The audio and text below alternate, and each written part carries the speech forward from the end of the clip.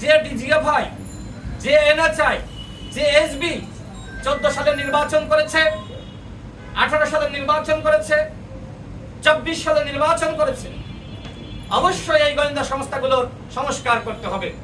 কিন্তু আপনারা কি সাংবাদিক ভাইয়েরা এখনো পর্যন্ত শুনেছেন কোন গোয়েন্দা কর্মকর্তার বিরুদ্ধে ব্যবস্থা গ্রহণ করা হয়েছে? হয়তো হাতে গোনা 2-1 জন, কিন্তু অধিকাংশ ওই হাসিনার আমলের, হাসিনাকে তুষ্টকারী গোয়েন্দা সংস্থার কর্মকর্তারা এখনো পর্যন্ত স্বপদে বহাল রয়েছে।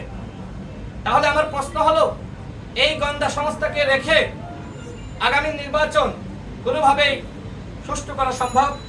আপনারা জানেন, সাবেক কলঙ্কিত প্রধান নির্বাচন কমিশনার নুরুল হুদা, সে কিন্তু গ্রেপ্তারের পরে যখন তাকে কোর্টে তোলা হয়েছে, সে স্পষ্ট করেছে যে আমরা শুধুমাত্র চেয়ারে বসেছিলাম আর নির্বাচন করেছে এনএসআই, ডিজিএফআই। তো এই এনএসআই এবং ডিজিএফআই যদি কোনো সংস্কার না করা হয়, তাহলে কিসের সারা নির্বাচন আর কিসের সুষ্ঠু নির্বাচন? সুতরাং নির্বাচনের আগে শুধুমাত্র এই যে আপনারা 1.5 লাখ পুলিশের প্রশিক্ষণ দিচ্ছেন, আপনারা সরকারের বিভিন্ন কর্মকর্তাদেরকে প্রশিক্ষণ দিচ্ছেন, কিন্তু গোয়েন্দা সংস্থার কোনো সংস্কার করছেন না, এইভাবে সুষ্ঠু নির্বাচন সম্ভবপর হবে না। যে কারণে আমাদের দলের পক্ষ থেকে আমরা দাবি জানাচ্ছি, নির্বাচনের আগে অবশ্যই এই 3টা গোয়েন্দা সংস্থার সংস্কার করতে হবে। যারা 14 সালের একতরফা নির্বাচন, 18 সালের নিশিরাতের নির্বাচন, 24 সালের ডামি নির্বাচনের সাথে জড়িত ছিল, ওই সকল ডিসি, এসপি, ইওনো, গোয়েন্দা সংস্থার কর্মকর্তা এবং নির্বাচন কমিশনের কর্মকর্তাদেরকে অবশ্যই শাস্তির আওতায় আনতে হবে এবং তাদেরকে চাকরিচ্যুত করতে হবে।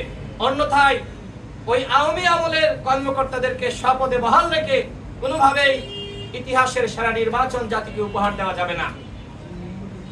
সাংবাদিক ভাইরা, প্রিয় দেশবাসী, আপনারা জানেন জাতীয় জুলাই সনদে অধিকাংশ রাজনৈতিক দল স্বাক্ষর করেছে। আমাদের দলের পক্ষ থেকে আমরা স্বাক্ষর করেছি এবং 2-1টি দল তারা স্বাক্ষর করে নাই। তবে ঐক্যমত্য কমিশনের সাথে আলোচনা চলছে। আমরা আশাবাদী এই দলগুলো তারা হটকারিতার পথে না হেঁটে তারাও জুলাই জাতীয় সনদে স্বাক্ষর করবে। যদি এই সনদে স্বাক্ষর করা সম্ভবপর না হতো, আমরা দেখেছি যে ওই স্বাক্ষর অনুষ্ঠান বানচাল করার জন্য এক ধরনের চক্রান্ত হয়েছে। সেখানে নাম দেওয়া হয়েছে যে জুলাই যোদ্ধারা, তারা চায় জুলাই জাতীয় সনদের আইনগত ভিত্তি।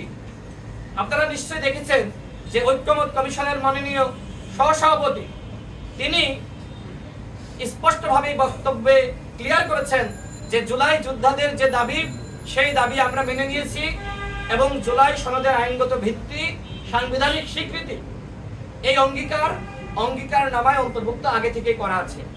যখন জুলাই যোদ্ধারা তারা আলী রিয়াজ স্যারের এই বক্তব্য তারা শুনেছে, তখন তারা কিন্তু চলে এসেছে এবং এটি ঐক্যমত্য কমিশনের সাথে আলোচনা হয়েছে।